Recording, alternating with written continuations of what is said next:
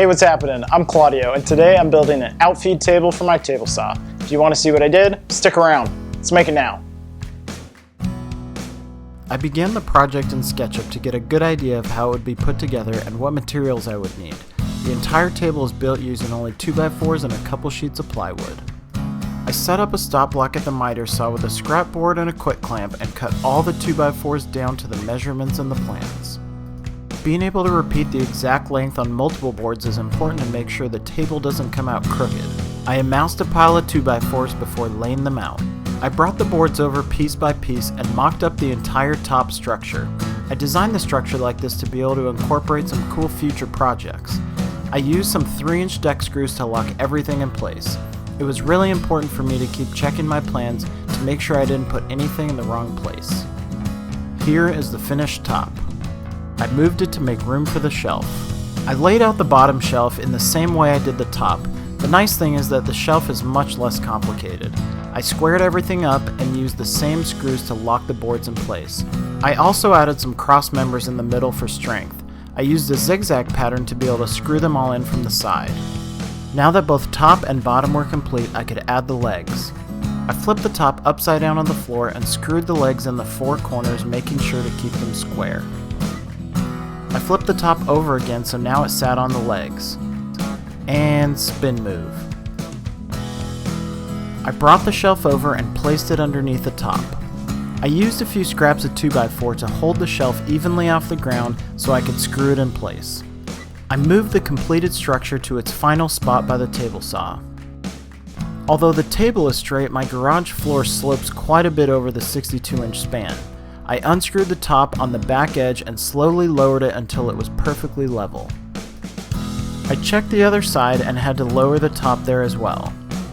I used the jigsaw to remove the extra board and then cleaned it up with a hand plane, then did the same on the other side.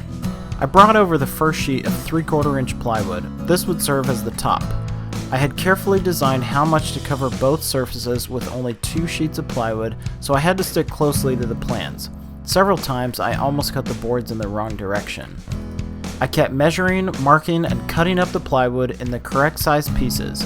My table saw only cuts up to 32 inches, so anything wider than that I used the cordless circular saw to get the job done.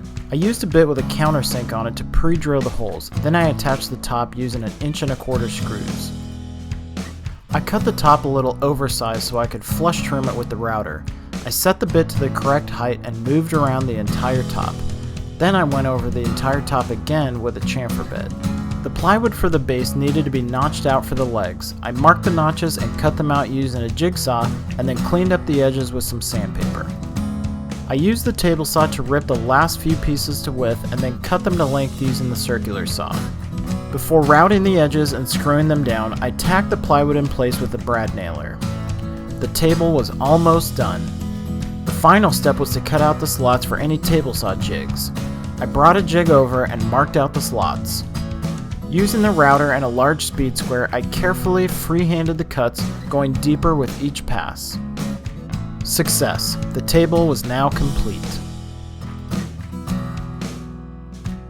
I've been wanting to build an outfeed table like this for a really long time. There are certain additions you can make to your shop that drastically improve speed and efficiency, and this outfeed table is one of them. It also makes cutting on the table saw much safer since I don't have to worry about catching boards on the far side. Another great benefit to this table is that now I have a huge open work surface for assembling and building projects. The perimeter workbench that I built is great for storing tools and supplies, but it doesn't offer such a great open surface that I have access to all the way around. If you have extra space in your shop, I would highly recommend building an outfeed table like this. If you like this project, please give it a thumbs up and subscribe to my YouTube channel. You can follow me on social media at Make It Now Channel, and you can find me on my website at makeitnow.tv. Thanks for watching, and I'll see you next time.